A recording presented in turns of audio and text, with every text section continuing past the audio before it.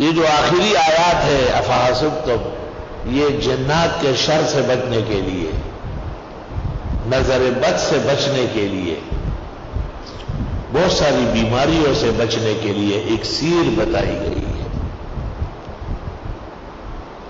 سب کے اپنے طریقے ہوں گے۔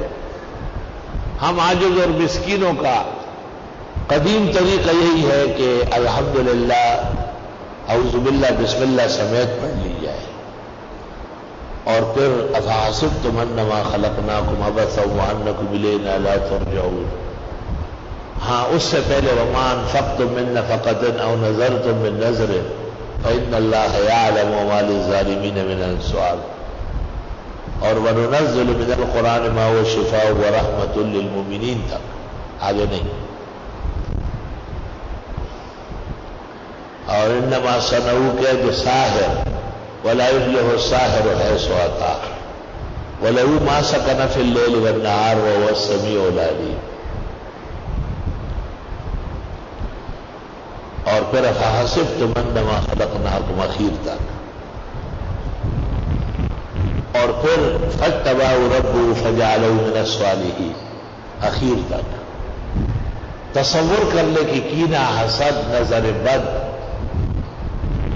سحر، آسیب، سفلی، ٹوٹکا، ہنسا، جعفر، رمل، کوئی بھی بد نگاہی اور سفلی علوم میں سے اس کے شر کے لیے کیا گیا اور بحکم الہی ان بزرگوں کی طرف سے نمائندہ و غلام کی حیثیت سے اس کو توڑنا چاہتا ہوں، اللہ میری مدد فرما۔ 3 دفعہ یہ پڑھا جاتا ہے۔ بعض اوقات فاتحہ 3 دفعہ، پھر کچھ دیر خاموش ہو جائے، پھر آیت الکرسی 3 دفعہ، پھر کافرون 3 دفعہ، پھر اخلاص 3 دفعہ، پھر قل اعوذ برب الفلق، قل اعوذ برب الناس 3 دفعہ، اور پھر چھرے پر دم کر لے، تیز چھرے یا چاقو پر، پھر یہاں اپنے سر کے بیچ میں رکھیں، پورے انگوٹھے اور پاؤں سے لیتے ہوئے بائیں طرف یہاں لے آئے۔ یہ حساب ہو گیا، آپ کو اجازت مل گئی ہے جنات یا سحر و حاسد، سفلی ٹوٹکا کے خلاف دم کرنے، تاکہ آپ کو نقصان نہ پہنچے۔ جن کے چھوٹے چھوٹے بچے ہیں ان سے درخواست ہے کہ وہ نہ کریں، چھوٹے بچوں کو بچانا بہت مشکل کام ہے۔ جن کے بچے نہیں ہیں، کوچا اور کوچن ہے، وہ یہ دکان کھول سکتے ہیں۔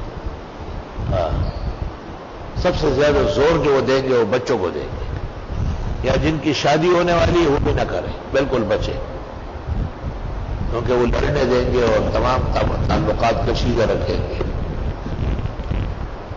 ہمارے ایک ساتھی ہے، اس کے پہلی بیوی سے تو بچے ہی نہیں تھے، دوسرے سے ہوتے اور مرتے اور گرتے۔ میں نے کہا ایک اعلان ممبر پہ کرو، ایک درس میں کرو، ایک ویسے کرو کہ میں جنات کا کام نہیں کرتا، نہ دم کرتا ہوں، نہ تعلیم دیتا ہوں۔ لائن سے بچے اور بچیاں ہونے لگی، اقرار کرتا ہے کہ یہاں کے عمل سے بچت ہوئی، اگرچہ شکرانے کی کیفیت نہیں، کفران نعمت پہ مبتلا ہے۔ اللہ اکبر